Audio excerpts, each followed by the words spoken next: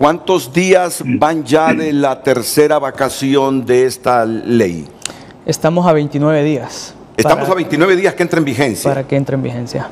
¿No han habido llamados del Congreso para discutir, debatir la propuesta que ustedes presentaron? En lo absoluto, no ha habido ninguna llamada, se han enviado todos los informes, todas las recomendaciones y no ha existido de momento alguna comunicación. Por eso decíamos al comienzo nosotros es fundamental que en esto de que todos queremos lo mejor para el país, que el Congreso llame a la gente que tiene reservas, que tiene planteamientos sobre qué debe ser reformado, sobre qué debe ser ajustado del Código Penal y empiecen los consensos. Solo así es que las naciones salen adelante.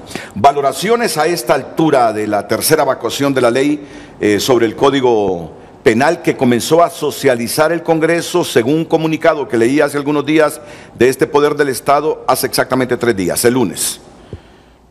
Bien, efectivamente el Congreso Nacional inició un proceso de socialización aparentemente en donde tiene algunos expositores nacionales e internacionales a efecto de dar a conocer la información que contiene el Código Penal. Sin embargo, no es una mesa de trabajo, no es un lugar, un espacio en donde los hondureños puedan establecer cada punto de vista. ¿Por qué la contrariedad? En razón de ello, precisamente el Consejo Nacional Anticorrupción en 2 informes ha trasladado importante información. De hecho, tuvimos profesionales muy capacitados con vasta experiencia en el área penal, en donde dieron sus opiniones estrictamente académicas y jurídicas. Un estudio que provino del Observatorio de Política Criminal Anticorrupción del CNA y bueno, ya fue trasladado de manera oportuna. Veremos qué es lo que ocurre. De hecho, el día de hoy le informo de que no ha salido a la vista pública un informe sobre algunas situaciones irregulares en el proceso de aprobación del mismo Código Penal. Si ustedes nos los permiten, en el transcurso del programa vamos a desarrollarlo. De hecho, traemos una presentación y algunos videos esenciales que van a evidenciar cada uno de los procesos y por qué razón CNA ha considerado de que el mismo no debe entrar en vigencia y que debe de mantenerse una suspensión. Valoraciones, Yair López. Recojo sus palabras, Renato, del principio del programa, de que todo buen hondureño debe aspirar a que en Honduras las cosas se hagan bien. Y claro, cuando tratamos de la emisión de una ley, lo que esperamos es que atienda a las necesidades ciudadanas, pero también en todos estos procedimientos ya la ley establece cuál es el camino a seguir. Yo creo que será muy importante, ya que lo anuncia el abogado Dir, apreciar con mucho cuidado ese procedimiento que se siguió, porque fíjese, Renato, que la discusión del código ha versado sobre su contenido y eso ha sido muy enriquecedor y qué bueno que la población se entere de estas cosas y que programas como el suyo dan esa apertura precisamente, pero habría que sopesar entonces, a la vista de esas presuntas irregularidades que existieron en la aprobación del Código Penal, si realmente vale la pena discutir sobre el contenido de una ley, si es que esa ley aparentemente tiene vicios de ilegalidad.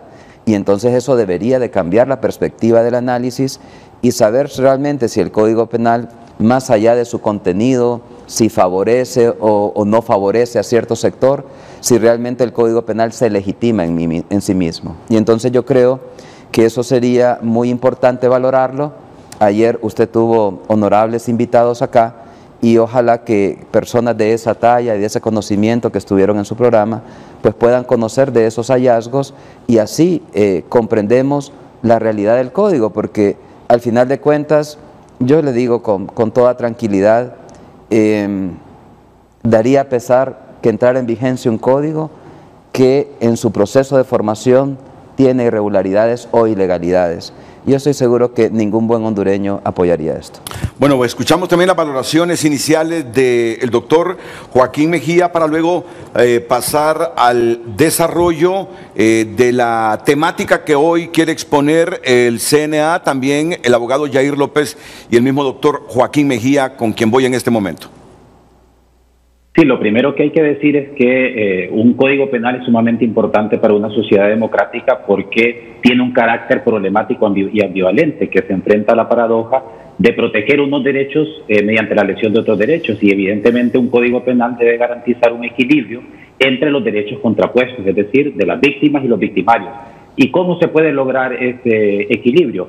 Pues, en primer lugar, se logra respetando el proceso establecido en la Constitución de la República sobre la promulgación de la ley. Y, en segundo lugar, observando los estándares constitucionales y internacionales de derechos humanos que han sido señalados en diferentes espacios, en diferentes informes, en diferentes documentos que se han presentado al Congreso Nacional. Y yo solo me gustaría decir 4 cuestiones que nos preocupan en relación con la forma en que fue aprobado el Código Penal. Mire, lo primero, Renato, es que ha habido una debilidad en el diálogo, en la interlocución entre el equipo constructor que redactó el Código y los diferentes sectores sociales. En segundo lugar, ha habido falta de transparencia, ya que el proyecto aprobado y sus 4 versiones no fueron publicadas en el portal del Congreso Nacional, como lo exige el artículo 13.1 de la Ley de Transparencia. En tercer lugar, se dispensaron 3 debates que ordena el artículo 214 constitucional y el Congreso nunca justificó cuál era la urgencia calificada para hacer esa dispensa. Y finalmente, a pesar que el artículo 219 constitucional establece que ningún proyecto de ley puede discutir sin oír la opinión de la Corte Suprema de Justicia, el dictamen de la Corte fue remitido al Congreso Nacional 7 meses después de que iniciara la discusión del proyecto. Estas son solo cuatro muestras de la irregularidad en la forma en que se aprobó el Código Penal y luego desarrollar, como ya lo dijo usted, algunas cuestiones que tienen que ver con el contenido y que son necesarias no solo estándares constitucionales, sino que también estándares internacionales de derechos humanos. Vamos a hacer una proyección de una presentación en donde hay algunos antecedentes, unas evidencias que el pueblo hondureño podrá conocer, algunas irregularidades que se presentaron durante el proceso de discusión y aprobación del actual Código Penal, bueno, del Código Penal que entrará en vigencia en los próximos días. Entrando en materia, si ustedes se fijan, como parte ya de los antecedentes, si producción nos apoya, por favor, para poder continuar con la presentación, ustedes podrán observar que existen algunas actas. En base a lo que establece el artículo 69 de la Ley Orgánica del Poder Legislativo, si continuamos, ustedes podrán observar ya desde el punto de vista de la legalidad, se establece que las decisiones del Congreso Nacional tendrán que ser tomadas y tendrán que iniciarse, si continuamos, si les parece, si vamos continuando, tendrán que tomarse estrictamente con la mitad más 1 de los diputados presentes, excepto en los casos específicos.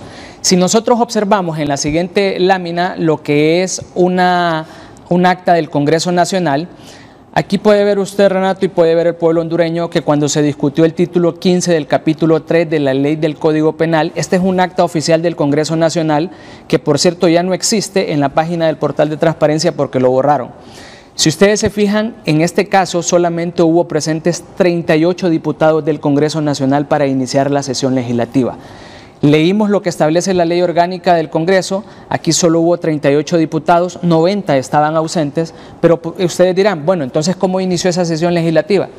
Resulta ser que en el Congreso Nacional, a través de los diferentes fraudes legislativos que ocurren, las asistentes de Cámara, cuando va a iniciarse una sesión legislativa, agarran las tarjetas de todos los diputados y las meten en cada uno de los curules para poder decir que hay quórum, a pesar de que no hay quórum.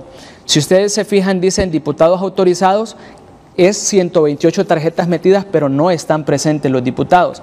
Aquí votaron a favor de este artículo del capítulo 2 del título 15 solamente 38 diputados, ninguno se abstuvo, ninguno otro dijo que no y no votaron 90, contrariando estrictamente a lo que establece la Ley Orgánica del Congreso Nacional, en donde ningún diputado puede votar. El detalle es que no podían sacar votos porque no estaban presentes ninguno de ellos.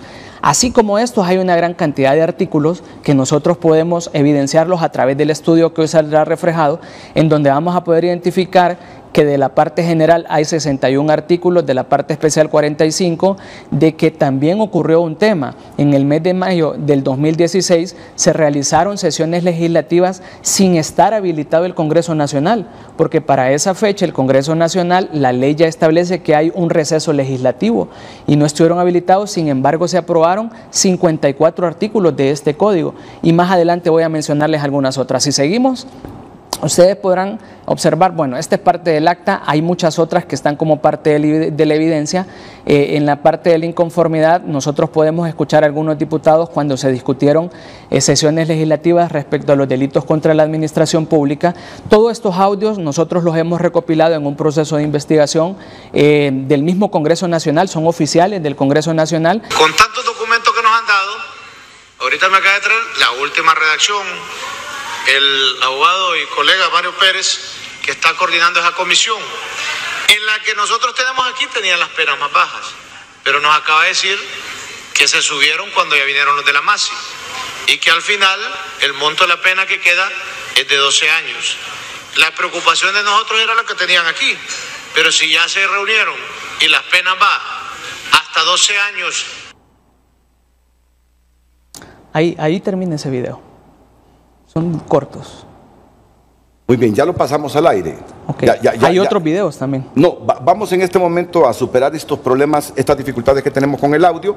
Mientras tanto, usted siga explicando. Ya la gente escuchó lo que decía Russell Tomé. Ok, excelente. Bien, si ustedes se fijan, continuamos. Aquí nosotros observamos de que aparentemente las penas se subieron dentro del mismo Código Penal. La Maxi llegó y dice 12 años. Pero si ustedes se fijan hoy, hay muchas penas en varios delitos que están 4 años. Si nosotros continuamos observando otros videos, también está el diputado Harry Dixon, que hace una exposición. Si gustan, podemos escuchar también al diputado Harry Dixon, que expone su anuencia para el tema del aumento de las penas.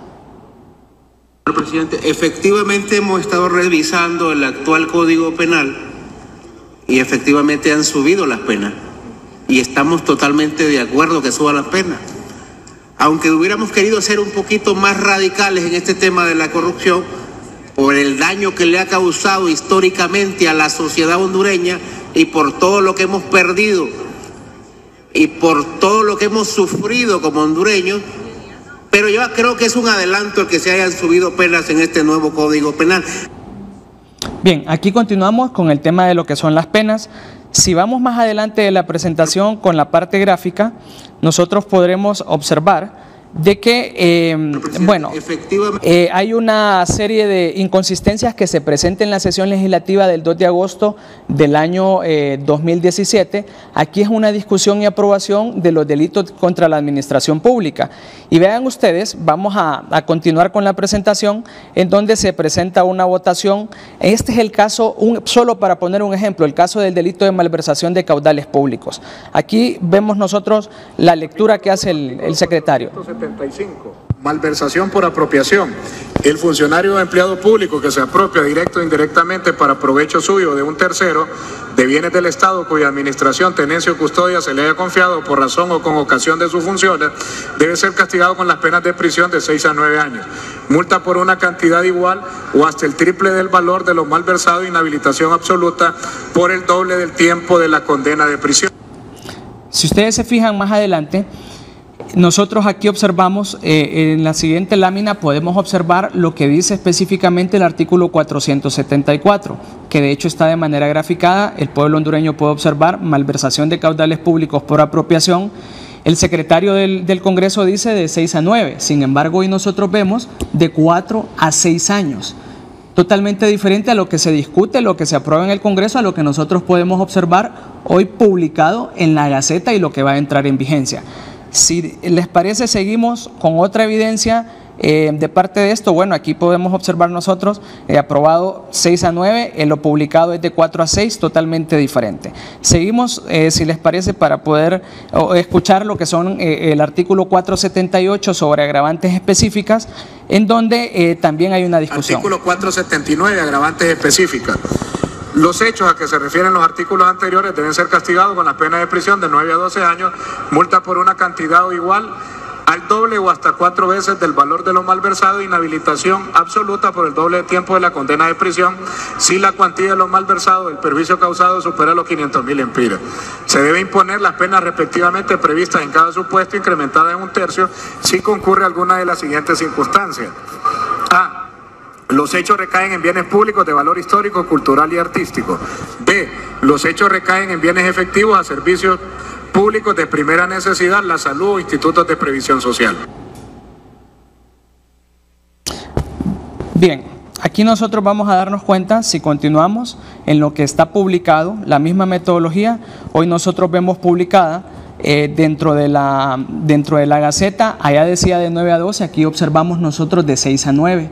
Allá decía 500.000 empiras, ahora la pena de la multa sería, si el monto supera, son 100.000 empiras, totalmente diferente.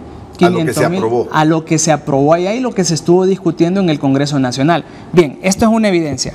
Continuemos nosotros con las evidencias que estamos mostrándole al pueblo hondureño y pongamos mucha atención en el siguiente video, en donde se presentan algunas irregularidades que los diputados del Congreso no se dan cuenta porque ellos no están atentos al trabajo que están realizando. Si continuamos al siguiente video, vamos a observar un análisis de un video en donde le pasan un documento al secretario del Congreso, le pasan un documento, está leyendo en su ordenador, pero le pasan otro.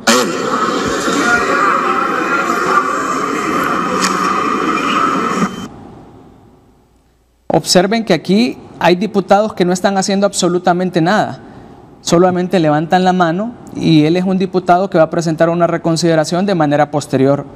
Entonces aquí nos llama la atención. 481, malversación imprudente. El funcionario o empleado público que por imprudencia grave extravía, daña o permite que otros se apoderen ilícitamente de bienes del Estado cuya administración, tenencia o custodia se le haya confiado por razón o con ocasión de sus funciones y de esta manera causa un perjuicio.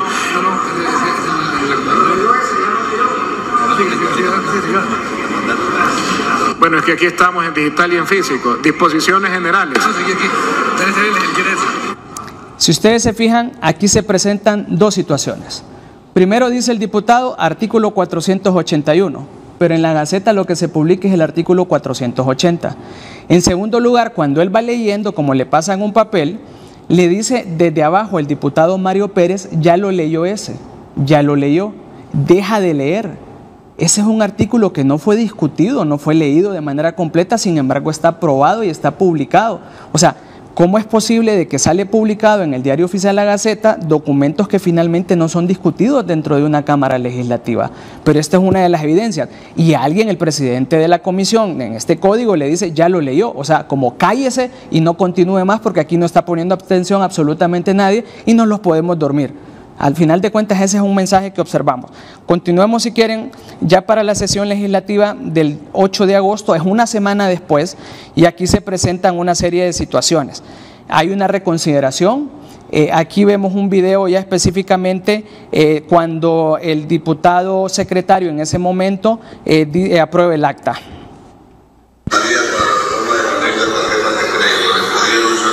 Ha iniciado la sesión legislativa programada para ese día, cuando es el mismo presidente del Congreso Nacional que la dio por abierta la sesión y asimismo se inició con la...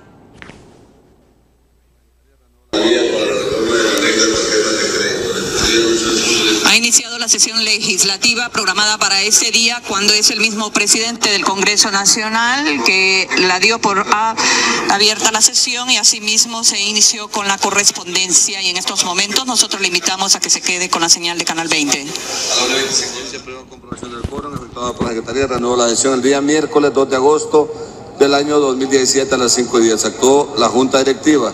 25, la Secretaría anunció puntos de dictámenes, 8 se aprobaron varios artículos del Código Penal. Pasó el segundo debate, el contrato que contiene el suministro de energía renovable entre Planta San Francisco, ubicado en el municipio de Dalí, departamento del Paraíso. Se suspendió la sesión a las 8:45 de la noche. Vean ustedes aquí cómo son las jugadas en el Congreso Nacional. Se dice, se aprobaron varios artículos del Código Penal. ¿Cuáles artículos? ¿Cuáles fueron los que se discutieron? ¿Qué es lo que se discutió? Ahí vemos después un acta que está siendo finalmente aprobada. En el siguiente video vamos a observar cuando se le da lectura específicamente al acta y en donde todos levantan su mano y aprueban el código. Ha iniciado la sesión legislativa programada para ese día, cuando es... Se suspendió la sesión. Mauricio Oliva Herrera, presidente. María Alonso Pérez López, Román Vidal, secretario. A discusión la presente acta, suficientemente discutida. A votación.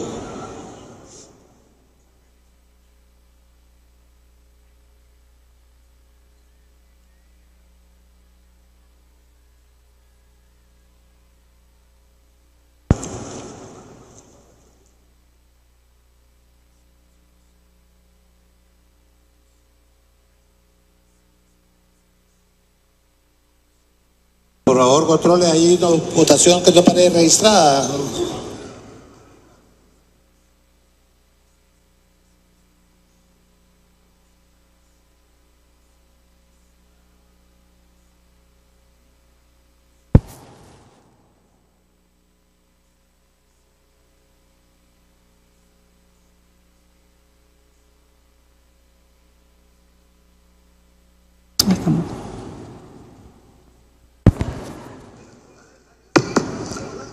Queda aprobada el acta.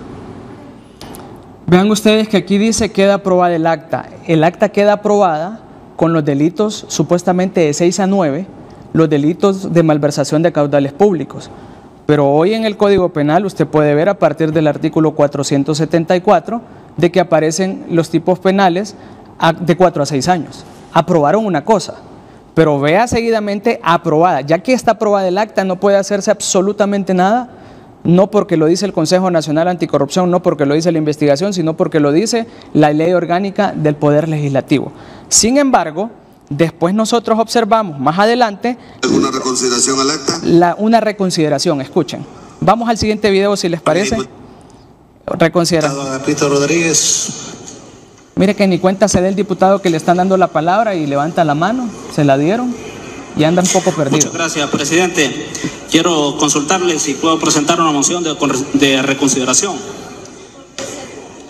Quiero presentar moción para modificar los artículos del título 26 del Código Penal que fue aprobado el día miércoles 2 de agosto, en el sentido que el artículo 475, la pena quede de 4 a 6 años, el artículo 476 de 4 a 6 años también, el artículo 477 de 6 a 9 años, el artículo 478 de 4 a 6 años, el artículo 479, si la cuantía del perjuicio causado supera los 100.000 lempiras, prisión de 6 a 9 años, y el artículo 481 de 6 meses a 3 años de prisión.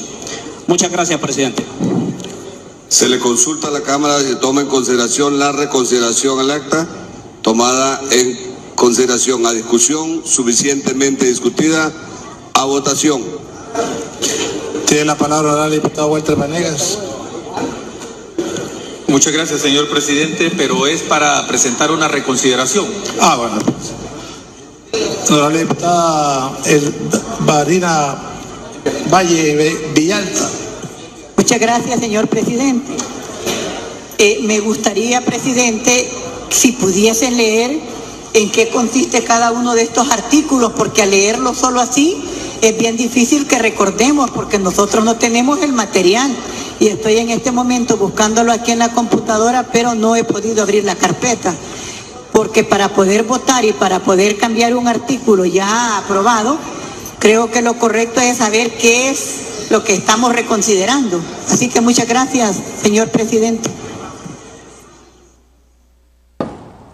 Compañeros, estamos votando la reconsideración presentada por el diputado Alexander. Queda aprobado. Se le consulta. Diputado Walter. Vea usted que ahí se presentan unas circunstancias. En primer lugar, una diputada pide que le expliquen qué es lo que van a reconsiderar y no le pusieron atención. En segundo lugar, como ya había un acuerdo previo, vean ustedes en esa imagen cuáles son los diputados que votaron a favor. Pero en el video aparece que no están poniendo ni atención, no saben ni lo que están aprobando, y es un momento no procesal para poder aprobar una reconsideración. ¿Por qué razón? Vámonos a la siguiente lámina. Porque jurídicamente el artículo 61 de la Ley Orgánica del Poder Legislativo, continuemos, establece: una vez comprobado el quórum, el secretario dará lectura a la propuesta de agenda preparada por la Junta Directiva y jefes de bancada, que incluirá la lectura del acta en sesión anterior. Una vez leída el acta de la sesión anterior y antes de ser aprobada, esta ya fue aprobada. Cualquier diputado puede presentar reconsideración, pero ¿para qué es la reconsideración? Para que se enmiende en cuanto a la verdad de los hechos y se haga correcciones de redacción. Por Dios, una pena no es una reconsideración sobre la verdad de los hechos, ni debemos de enmendar ese tipo de situaciones. Se abusó de esta figura de la reconsideración porque ya era de compadre hablado dentro de la Cámara Legislativa para continuar. Y vean ustedes, el acta en donde, si continuamos, el acta en donde se aprobó estrictamente los delitos de malversación, antes había sido aprobada con más de 50 votos, pero aquí 52 votos a favor, en contra de lo que ya había sido aprobado anteriormente. Si les parece, seguimos para poder ver esta diferencia de actas. Aquí vemos los 70 votos, podemos hacer un acercamiento en donde dice 70 votos habían votado antes el 2 de agosto. Pero si ustedes se fijan en la siguiente acta, el 8 de agosto, hay 52 votos. Entonces, qué insólito, qué triste dentro del Congreso Nacional. Y por cierto, no estaba ni el quórum presente, porque solamente habían 57 diputados. 57, 71 estaban ausentes, pero ante el fraude de meter tarjetas para decir que hay quórum, se presentó esta situación. Entonces, qué triste ver un código penal que va a entrar en vigencia que ha sido aprobado bajo estas circunstancias. Sigamos nosotros observando las siguientes valoraciones. Aquí hubo una aprobación fraudulenta. Mire que nosotros observamos el acta, si hacemos un acercamiento al acta, este es un acta sobre cuando se discutió el capítulo 3 del título 30 de la ley del Congreso, se falsifican actas dentro del Congreso Nacional. Aquí solamente estaban presentes 63 diputados, no había quórum. Usted puede iniciar un quórum únicamente, una sesión legislativa, si hay un quórum de al menos 65 diputados. Menos de eso usted no puede iniciar una sesión. Entonces, ¿cómo es posible que 63 diputados adoptaban las decisiones? Pero vea cómo es el fraude legislativo. Vamos a la siguiente lámina y observamos de que aquí son estrictamente los en vivo del canal del Congreso Nacional y son cifras totalmente diferentes a las que se aparecen en las actas. Porque las actas las hacen de manera posterior y las van arreglando de acuerdo a la conveniencia. Bien, si ustedes se fijan, después de todo esto vamos a observar una matriz que nosotros hemos elaborado de todo el trabajo, podemos hacer acercamientos. Esto solo es una muestra, Renato. Sí. Pueblo hondureño, esto es solo una muestra de todo lo que ocurre en el Congreso Nacional.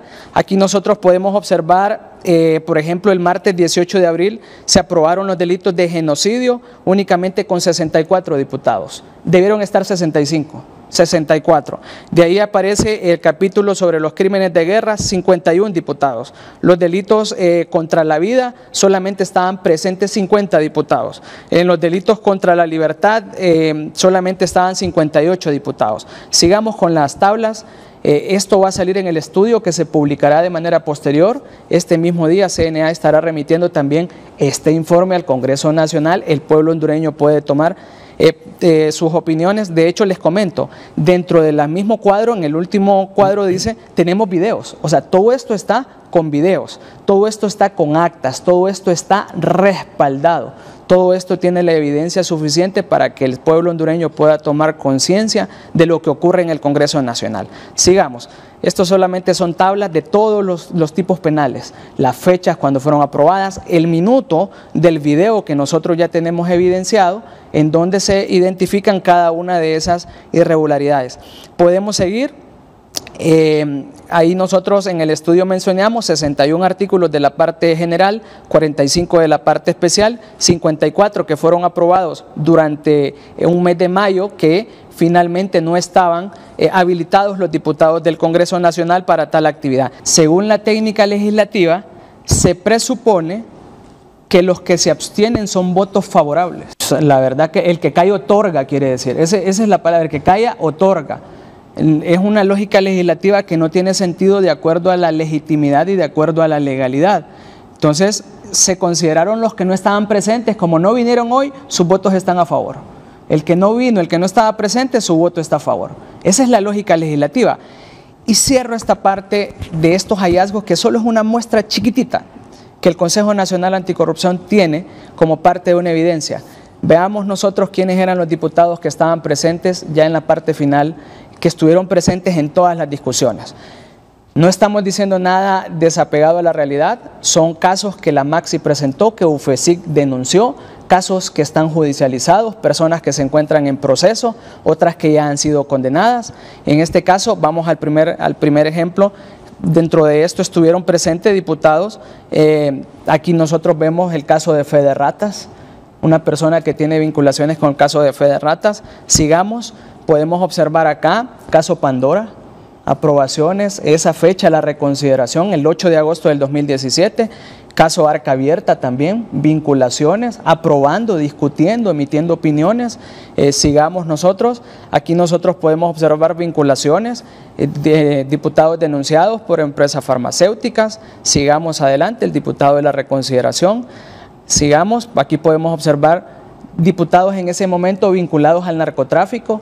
Hoy uno de ellos está privado de su libertad, otros vinculados a temas de corrupción en caso del Infob. Entonces, todo esto nos hace decir cómo es posible que llegue a entrar en vigencia un código penal que fue preparado a la medida y a la talla de quienes van a ser sus probables usuarios.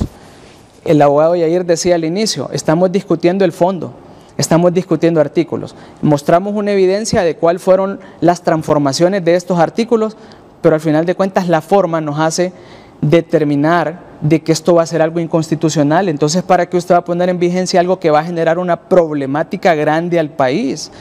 Al final nos están queriendo confundir con contenidos. Están trayendo extranjeros para que hablen con un acento diferente y bastante bonito, pero al final de cuentas el problema del país es otro. El pueblo hoy puede formarse sus conceptos. Aquí hay una falsificación. Y mire, para todo esto, usted preguntará, ¿y CNE va a denunciar? Es que ¿sabe cuál es el problema? Ya hemos denunciado. El problema es de que cuando supieron que estábamos trabajando en esto, hubo una reforma a la ley orgánica por adición del Poder Legislativo, el artículo 10A, en donde dice que quedan exonerados de responsabilidad penal los diputados que en el cumplimiento de sus funciones cometan este tipo de situaciones. La famosa inmunidad parlamentaria. Entonces, ¿qué se puede hacer? ¿Cómo se va a discutir? ¿Cómo usted se va a sentar en una mesa cuando sabe toda esta ilegalidad? Resumamos. Entonces, en la Gaceta aparecieron publicadas penas distintas a las que se aprobaron en las sesiones. En las sesiones se aprobaron penas de 6 a 9 años y en la Gaceta aparecieron penas más bajas. De 4 a 6. Ese es el primer punto. Ese es uno de los puntos. Ese es el primer punto que recapitulo. Usted tuvo un frente a frente sobre ese punto. Yo estuve presente en él con otro distinguido colega y se hablaba precisamente de que a través de una modificación del acta se había logrado bajar las penas del delito de malversación de caudales públicos. Y aquí estuvimos en un frente a frente con un set diferente, por cierto, pero aquí estuvimos con usted. Y señalábamos precisamente eso, las reconsideraciones de actas según la ley. No se puede cambiar el contenido de la ley, salvo que se trate de un hecho no real. Pero ahí los diputados aprueban algo y al día siguiente, en la sesión siguiente, presentan esa propuesta de reconsideración de acta para cambiar contenidos. La ley está clara, no permite eso.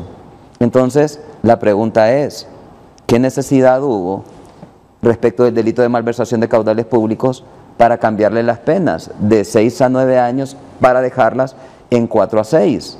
Y usted ve el video que nosotros hemos podido también observar, que el diputado mocionante no da ninguna explicación del por qué esa rebaja de penas que está solicitando. Más bien, la abogada Valle pregunta, bueno, pero es que yo no sé qué están aprobando. O sea, ¿qué motivó a hacer esa rebaja? Y sin ninguna motivación, y peor aún, la ley es clara en decir cuándo se hacen rectificaciones de acta. Yo estuve en algún momento en un foro discutiendo con uno de los asesores del Congreso y decía él que eso la ley lo permite, pero el artículo 61 de la Ley Orgánica del Congreso es clara y terminante. No se puede a través de una modificación de acta cambiar el contenido de la ley, porque al final de cuentas es vulnerar la voluntad de los diputados que participaron en la sesión donde se aprobó ese artículo o esos artículos. De tal manera que, por eso yo le digo, Renato, mire, ha sido muy enriquecedor platicar del contenido del Código Penal, pero ya conocer estos elementos nos genera un contexto diferente. La pregunta es, ¿qué necesidad hubo para rebajar esas penas? O sea, ¿por qué aparece algo diferente a lo aprobado, a lo publicado, cuando la reconsideración de acta no es para eso? Y es en delitos de malversación de caudales públicos. Y yo le digo algo adicional. Yo le aseguro que si esto fuera visto, por lo menos da indicios de iniciar una investigación. Hay un delito, el abuso de autoridad, que ya no está en el nuevo Código Penal. Y el delito de abuso de autoridad es emitir decretos en contra de la ley, aprobar decretos. O sea, ya con el Código Penal actual ya no se podrá perseguir estos hechos porque ese delito desaparece, que es el actual artículo 349, numeral 2 del Código Penal. Entonces, realmente esto hay que verlo en una visión de contexto. Yo creo que si hacemos la discusión de contenido y que vengamos a justificar un artículo por otro, aunque eso es válido, si descuidamos el tema de contexto y las razones por las cuales esta ley se aprobó de esta manera, yo creo que perderíamos un poco el tiempo. O sea, se puede entonces discutir contenidos cuando hay suficientes elementos que muestran presuntamente de que hubo irregularidades o ilegalidades al momento de aprobar el Código Penal. O sea, se legitima el Código Penal con esto. Y eso es lo que, por eso la ciudadanía desconfía de esta ley, porque tiene disposiciones buenas. O sea, yo se lo digo, yo lo estudio con mis alumnos. La parte general del código es muy buena, es muy moderna. O sea, lo tengo que decir con objetividad. Pero, ¿qué motivó a los diputados a aprobar la parte especial donde están los delitos de esa manera, sin tener presuntamente la mayoría que exige la ley? ¿Se puede legitimar una ley en ese sentido? Por eso la ciudadanía cuestiona mucho esta ley. Yo creo que si los diputados, porque hay un dicho muy sabio, errar es de humanos, rectificar es de sabios. O sea, si esto lo evalúan ellos por el bien del país, si es que es por el bien de Honduras, y yo sé que hay muchos diputados que tienen un interés genuino en hacer las cosas bien. Si aquí hay graves irregularidades presuntamente denunciadas por el CNA, yo creo que es el momento de olvidémonos de discutir el contenido y miremos si es mejor generar un producto diferente, incorporando las cosas buenas que tiene esta ley, porque tiene cosas buenas. Pero creo que un código así posiblemente no va a durar ni 2 años. Cambiarán las autoridades del Congreso tarde o temprano. Y yo le puedo asegurar que por esa sospecha y ese cuestionamiento permanente de la población va a terminar siendo derogado en cualquier momento. Doctor Joaquín Mejía. Adelante, doctor. Bueno, Renato, además de las cuestiones de forma que ya plantearon Odil y Yair, yo creo que es importante también plantear aquellas cuestiones que preocupan en materia de derechos humanos. Por ejemplo, si bien es cierto, se reducen las penas por los delitos de calumnia y por injurias, sin embargo, se mantienen estos delitos vulnerando los estándares interamericanos en materia de libertad de expresión, que establece que cuando hay un ejercicio abusivo de la libertad de expresión, debe ser abordada en el ámbito civil. Por ejemplo, se crea un nuevo delito, el de desórdenes públicos, que implica, por ejemplo, que se puede criminalizar la difusión de noticias o rumores falsos por las redes sociales. O, por ejemplo, la forma en que está redactado este delito es tan vago y no es preciso que puede permitir que las personas que protesten ante una institución pública pueden ser criminalizadas en este delito. O, por ejemplo, el delito de reunión y manifestación ilícita está redactado de tal forma que violenta los principios de presunción del carácter lícito de las reuniones y manifestaciones y también el de responsabilidad personal, porque imagínese usted, Renato, que usted mañana organiza una protesta por la libertad de expresión. El contenido del Código Penal en relación a grupos vulnerables, la oficina del Alto Comisionado de las Naciones Unidas para los Derechos Humanos ha expresado sus reservas en este código en relación a las mujeres y a todos los grupos vulnerables que tiene el país, y le ha pedido al Congreso leer, releer y hacer las reformas correspondientes, y sobre eso estaba hablando el doctor Joaquín Mejía, a quien lo escucho para después volver con las últimas valoraciones que tienen aquí desde el set principal de Frente a Frente en Tegucigalpa, Yair López y Odil Fernández. Adelante, doctor Joaquín Mejía. Gracias, Renato. Y efectivamente, como lo señala el doctor Hermes, hay cosas positivas del Código Penal, pero evidentemente creo yo que nuestra posición debe ser señalar aquellas cosas negativas que tienen un impacto en los derechos y libertades ciudadanas. Y por eso creo yo, y le recomiendo al doctor y a todos los asesores del Congreso Nacional, que por favor, por ejemplo, se lean la propuesta que se presentó como articulación 611, la propuesta que presentó la Asociación de Jueces por la Democracia, la propuesta que presentó la Asociación para una Sociedad Más Justa, la propuesta que presentó la Oficina del Alto Comisionado de Naciones Unidas para los Derechos Humanos, la propuesta que presentó el Consejo Nacional Anticorrupción, entre otras, donde están esos niveles técnicos que se exigen. Y lo que estamos planteando es que se puedan revisar esas cuestiones, que no las digo yo, Joaquín Mejía, ni las dice incluso el CNA, las dice la Oficina del Alto Comisionado de Naciones Unidas para los Derechos Humanos, la dice la Comisión Interamericana de Derechos Humanos. Un ejemplo claro es con el delito de violación, por ejemplo. En el Código Penal, en el artículo 249, no se contempla de manera expresa el uso de narcóticos, drogas u otras sustancias para anular la voluntad de la víctima y, por tanto, limitan la capacidad de la mujer de dar o no su consentimiento. O, por ejemplo, en materia de interrupción del embarazo, se prohíbe de forma absoluta el aborto, violentando los estándares internacionales de derechos humanos que establecen que mínimamente se debe permitir en el marco de las 3 causales, es decir, cuando está en riesgo la vida o la salud de la mujer, cuando existe inviolabilidad del feto y cuando el embarazo es producto de la violación. Por ejemplo, en materia de tortura, solo se identifica como sujeto activo para su comisión al funcionario o empleado público, pero no a los particulares. Y ojo, la pena es proporcional para que tenga un efecto disuasorio, porque el Comité contra la Tortura le recomendó a Honduras que las penas fueran proporcionales. ¿Y qué es lo que ha sucedido? Que con el nuevo código la pena pasa de 8 a 12 años a 6 a 10 años. En el delito de desaparición forzada, artículo 140, se limita la aplicación de la pena a los actores materiales, pero no a quienes ordenen o inducen a su comisión. Y en este sentido, se libera a quienes ordenen la desaparición forzada. Y finalmente, a mí me gustaría decir algo positivo del Código Penal en el sentido que en su artículo 153 se reconoció el principio de responsabilidad penal del superior jerárquico por los crímenes cometidos por subordinados. ¿Y qué es lo que hizo el Congreso Nacional? Simplemente reformar ese artículo para evitar que los altos mandos policiales y militares no fueran responsables por los delitos cometidos por sus subordinados. Sin embargo, creo yo que han engañado a los policías y militares, porque ese principio es un principio constitucional, porque de acuerdo con la Sala de lo Constitucional, las normas y derechos de origen supranacional se incorporan lo que es de constitucionalidad, y ese principio está en el Estatuto de Roma, que fue aprobado y fue adoptado por Honduras en el año 2002. Muchas gracias, doctor. Tendrá una nueva participación en un momento. Me dice la producción que está en la línea telefónica el diputado Luis Redondo. Lo voy a presentar después de la pausa. Mire, ayer, después de escuchar el debate que usted tuvo con el doctor Balbuena, yo sentí que este asesor del Código Penal defendió una premisa, dice.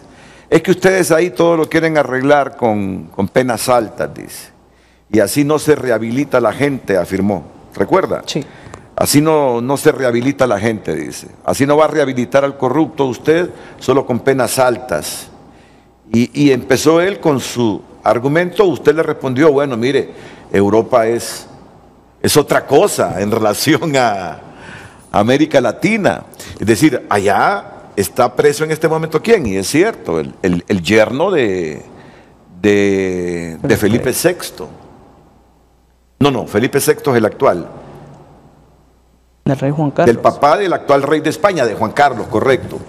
Allá está preso el yerno del rey Juan Carlos. Allá está preso por actos de corrupción el exdirector gerente del Fondo Monetario Internacional, Rodrigo Rato. Allá tenemos a empresarios presos. Es un continente diferente, es una forma de ver la vida diferente. Aquí muchos privados de libertad, desde las propias celdas, hacen lo que quieren. No se rehabilitan. No se rehabilitan. Entonces la gente, cuando mira actos de corrupción, dice, por lo menos que quede la sanción moral que le pusieron las chachas. Por lo menos que quede la sanción moral que apareció en los medios. Así compensa tanta impotencia a la gente. Ver que la corrupción por lo menos se castiga con sanciones morales. Pero hoy podemos ver, yo traje una transparencia muy sencilla, porque vi el debate ayer y yo dije, mejor explicarlo con casos. Y dos casos sencillos para que se miren. Pero yo le digo una cosa, veo mucha buen conocimiento del doctor Balbuena, se nota que es una persona muy versada en derecho, pero yo creo que él y los demás asesores del Congreso, yo les invito con todo respeto a que vean ese informe que nos ha presentado el CNA hoy, porque yo le digo, es decir, ¿de qué sirve discutir el contenido si la ley tiene vicios graves de ilegalidad? O sea, esa es la reflexión que tenemos que hacer. Entonces, yo estoy seguro que el doctor Balbuena seguramente va a ver este programa y va a enterarse de cómo fue aprobado este código presuntamente y estos hechos de que se aprobó la malversación con cierta pena y que irregularmente se redujo de otra forma. Y estoy seguro que esa visión va a ser muy importante considerarla, porque no podemos estar viendo solamente el tema de contenido. No podía evitar no pedirle que me permitiera hacer uso de la palabra por una razón. Primero, yo soy un diputado que estuvo en el periodo anterior, cuando se presentó este código como un proyecto de decreto y cuando se discutió, y también he estado en este otro periodo. Debo decir que primero felicito al CNA por la presentación de una parte de lo que constituye un concurso de varios delitos, de los cuales yo doy fe que son tal cual se han presentado, y hay muchísimos más. Segunda cosa es, Renato, debo decir también que todas las personas que en este momento están defendiendo la posición que el Congreso Nacional está haciendo con respecto al Código Penal son personas que yo estoy viendo por primera vez. No estuvieron durante la discusión en el Pleno, tampoco estuvieron en el periodo desde que se presentó el proyecto de decreto. Debo decir también de que yo tuve que gestionar a través del IAIP la información que la Corte envió hacia el Congreso Nacional, y yo mismo tuve que gestionar a través del IAIP que me dieran la información que estaba obligado el Congreso Nacional a darme, y después de haberla solicitado se negaron, no contestaron, y esa información fue entregada a través de 637 folios, en los cuales no solamente se constata lo que se está hablando en este momento, lo que se presentó en su programa, sino que también puedo decirle a usted lo siguiente. Primero, varios de los decretos que se los artículos que se discutían en el Congreso Nacional no cumplieron con lo que está establecido en la ley orgánica para poderse aprobar. Y además de eso, se discutieron en fechas en las que nosotros no teníamos habilitadas las sesiones. Yo aprovecho a decirle particularmente al abogado Hermes Ramírez, fíjese, abogado, que creo que mi hermano Fernando estudió con usted y tiene muy buenas valoraciones.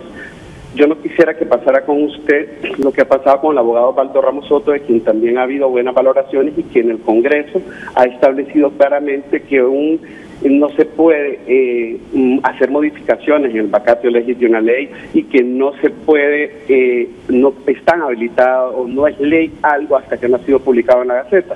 Partiendo de eso y de ese comentario personal que le hice, abogado, yo hago un llamado a esas valoraciones conforme a derecho.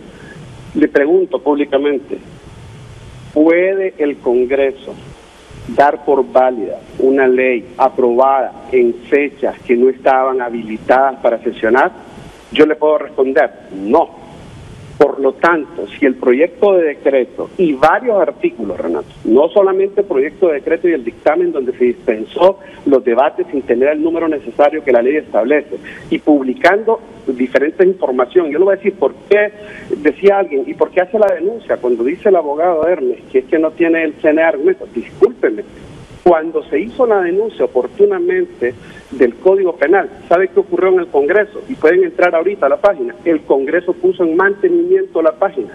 Y además de poner en mantenimiento, borró esas actas que usted ve ahí, que se presentaron algunas. Las borró. Si usted entra a la página del Congreso, ya no están las asistencias, ya no están las votaciones. Yo pregunto, ¿por qué?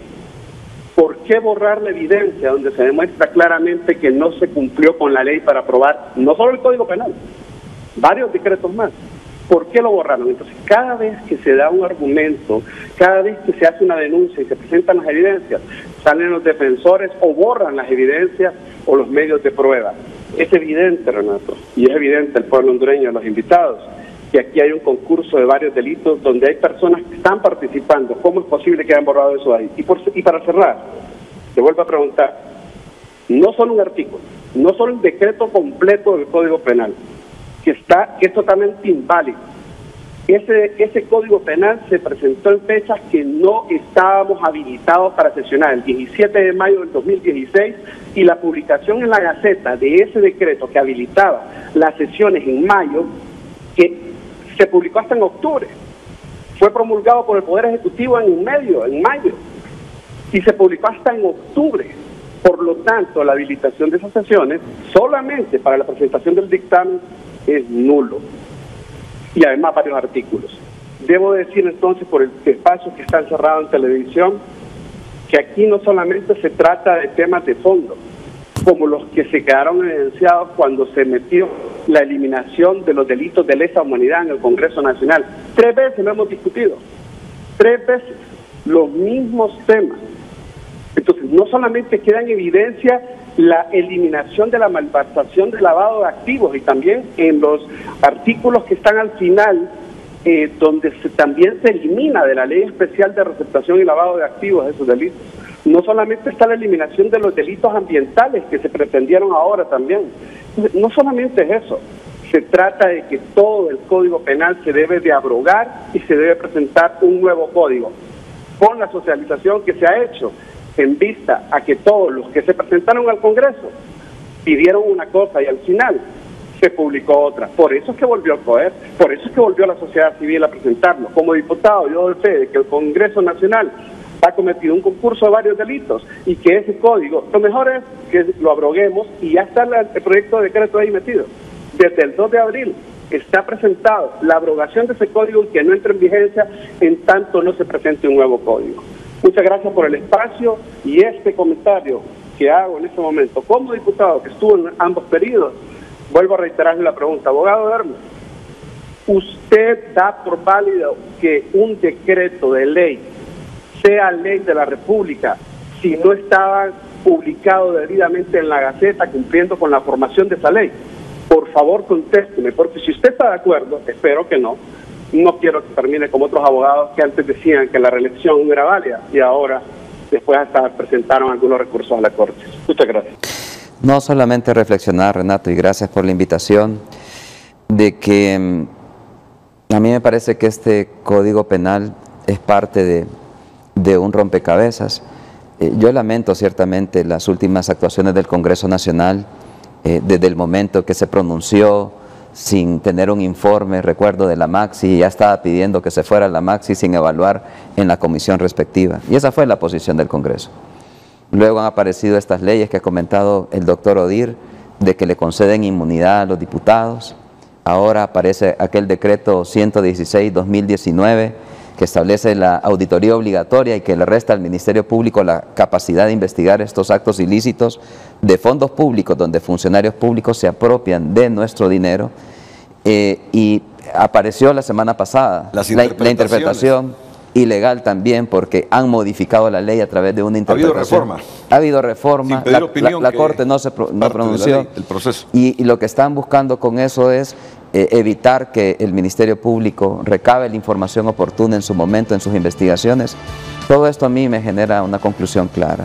Y bueno, ya vimos la rectificación que hubo respecto del delito de malversación de caudales públicos y la manera como el CNA, pues a través de este informe muestra de que muchos de los artículos del código aparentemente no tienen la legalidad necesaria.